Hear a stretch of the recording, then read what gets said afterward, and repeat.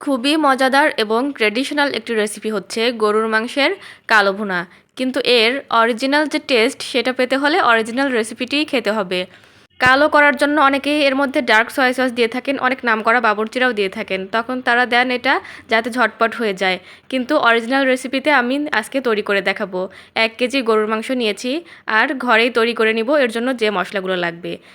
3 গ্রাম নিয়েছি জয়ত্রী, আর জয়ফল নিয়েছি বড় একটির অর্ধেক, আর কাবাব চিনি নিয়েছি 15 থেকে 20টি হবে, আর রাঁধুনি নিয়েছি 2 চা চামচ, আর কালো গোলমরিচ 2 চা চামচ হবে আস্ত নিয়েছি।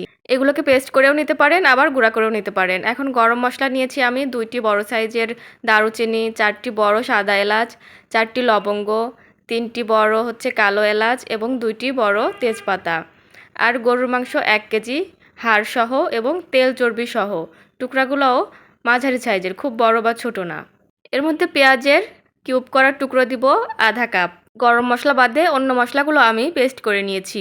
জিরা আছে 1.5 চা চামচ, ধনিয়া 1.5 চা চামচ, কাবাব চিনি, কালো গোলমরিচ এবং রাঁধুনি একসাথে পেস্ট করেছি, আর জায়ফল জয়ত্রী একসাথে পেস্ট করেছি।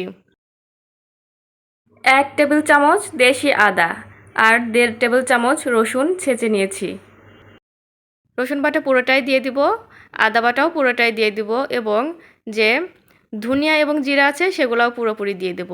কিন্তু কাবাব চিনি, কালো গোলমরিচ আর রাঁধুনি অর্ধেক দিব, এবং জায়ফল জয়ত্রী সেটা অর্ধেক দিব, বাকি অর্ধেক মাঝামাঝি সময়ে বা শেষের দিকে তখন দিয়ে দিব।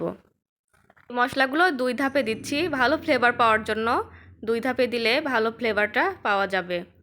এখন এর মধ্যে গরম মশলা যেগুলো সেগুলো আস্ত দিয়ে দিব, আর ½ কাপ পেঁয়াজ বেরেস্তা করে রেখেছি, আর পেঁয়াজ বেরেস্তার যে তেল ½ কাপ সেগুলো দিয়ে দিলাম। মরিচের গুঁড়া 1 টেবিল চামচ, এবং আমি এখানে হলুদের গুঁড়া খুবই কম ব্যবহার করব, যেহেতু এটার রং কালো নিয়ে আসাটাই আমাদের উদ্দেশ্য, তাহলে হলুদ কম দিলেই ভালো হবে। ½ চা চামচ হলুদ দিলাম। স্বাদ মতো লবণ দিয়ে এটা খুব ভালো করে হাত দিয়ে মেশাতে হবে, খুবই সুন্দর করে একটু সময় নিয়ে মেশাতে হবে। মেশানো ভালো করে হয়ে গেলে মোটামুটি 1/4 কাপ পানি এর মধ্যে দিয়ে চুলায় খুবই জোরে হিটে প্রথমে বসাতে হবে। 5-6টি কাঁচামরিচ এর মধ্যে ভেঙে দিব, দিয়ে তার উপরে একটানা 5 মিনিট খুবই জোরে জাল দিতে হবে। আর আমার পাত্রটি খুবই পাতলা হওয়ার জন্য 5 মিনিট, আর যদি ভারী পাত্র হয় তাহলে কিন্তু 10 মিনিটও দেওয়া লাগতে পারে। এখন ঢাকনা খুলে আমি কিন্তু হিট একটু কমিয়ে নিয়েছি, মিডিয়ামে নামিয়ে নিয়েছি। প্রথমে 5 মিনিট একটানা হাই ফ্লেমে জাল দিয়েছিলাম। প্রথমে 5 মিনিট বাদে অন্য বাকি সময় আপনি নিজের প্রয়োজন অনুযায়ী জাল কমাবেন এবং বাড়াবেন। প্রথমে কষানোর সময় আর কোনো পানি দেবেন না, বেশ কিছু সময় নিয়ে এভাবে ঢাকনা দিয়ে ঢেকে কষাবেন, আবার ঢাকনা খুলে নেড়ে দিবেন। কিন্তু মাঝে মাঝে করতে হবে কি, চুলা থেকে সরিয়ে নিতে হবে, চুলা বন্ধ করতে হবে অথবা চুলা থেকে নামিয়ে নিতে হবে। এভাবে কিছুক্ষণ পর পর কষাবেন চুলার উপরে দিয়ে, আবার চুলা থেকে কিছুক্ষণ নামিয়ে রাখবেন, মিনিট 5 করে নামিয়ে রাখবেন। তখন দেখবেন যে এই মাংস কষানোটি খুবই দ্রুত কালো হয়ে আসছে। একটানাভাবে রান্না করে কালো ভুনাকে কালো রং নিয়ে আসা কিন্তু খুবই কঠিন ব্যাপার। আমি যে টিপসটি বলে দিলাম, কষাবেন কিছুক্ষণ, আবার মিনিট 5 বাইরে নামিয়ে রাখবেন, আবার চুলার উপর দিয়ে কষাবেন, আবার নামিয়ে রাখবেন মিনিট 5। এভাবে খুবই দ্রুত কালো হয়ে যাবে। কষানো হয়ে গেলে সেদ্ধ করার যদি প্রয়োজন হয় মাংসটা টেস্ট করে দেখবেন, 1 কাপের মতো গরম পানি ঢেলে দেবেন। আমি এর মধ্যে 1 কাপ দিব, কারণ আমার 1 কেজির মাংস আন্দাজ অনুযায়ী। তারপরে যদি আরও লাগে আবার 1 কাপ দিবেন। অল্প অল্প করে দিতে হবে, কষানোর জন্য যেরকম অল্প পানি লাগে ঠিক একইভাবে অল্প অল্প করে দিয়ে এটাকে সেদ্ধ করে আনতে হবে। একবারে বেশি করে ঝোল দেওয়া যাবে না, নর্মাল রান্নার মতো যেটা, ওটা কোনোভাবেই করা যাবে না। দেখতেই পাচ্ছেন এই পদ্ধতিতে আমি কিন্তু অনেকটাই কালো রং নিয়ে আসতে পেরেছি। এভাবে রান্না করা কালো ভুনা খুবই টেস্টি হয়, আর এটাই হচ্ছে original recipe. Dark soya sauce, টক দই এগুলো দিলে সেটার স্বাদ একেবারেই কমে যায়, নষ্ট হয়ে যায়। তখন খেয়ে মনে হবে যে কালো ভুনা আসলে কোনো মজারই জিনিস না। আমি গরম পানি কিন্তু দিয়ে সেদ্ধ করে নিলাম খানিকটা, আবার আমি টেস্ট করব যে পানি আরও লাগবে কিনা, তখন আমি আরও 1 কাপ দিব, দিয়ে দিচ্ছি আরও 1 কাপ। এটা অবশ্যই গরম পানি হতে হবে। কষানোর জন্য যেরকম অল্প পানি লাগে ঠিক ওই রকম পানি বারবার দিয়ে কষাতে হবে। তাই বলে প্রথম দিকে না দেওয়াই ভালো, প্রথম দিকে কালো রঙটা কিছুটা আগে নিয়ে আসবেন, তারপর অল্প অল্প করে পানি দিয়ে সেদ্ধ করবেন। আর এখন আমি এই পর্যায়ে সেই বাকি মশলাগুলো দিয়ে দিচ্ছি।